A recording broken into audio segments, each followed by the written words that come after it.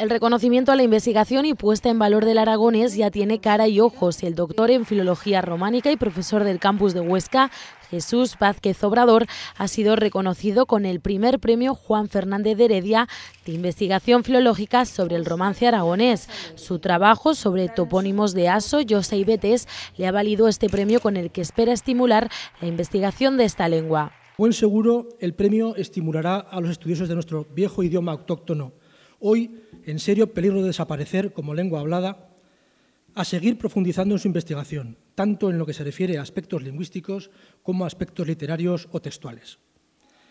A pesar de todo lo que se ha publicado hasta hoy sobre nuestro viejo romance, que es mucho y de gran calidad, pienso honradamente que todavía hay aspectos tanto de su devenir histórico como de su sincronía que quedan por investigar. Y, por otra parte, en algunos otros hay que indagar y ahondar bastante más de lo que se ha hecho hasta hoy. El premio une ciencia e investigación con la defensa del patrimonio cultural aragonés, ha destacado la consejera María Victoria Broto, y también es un botón de muestra del compromiso con la recién nacida Ley de Lenguas.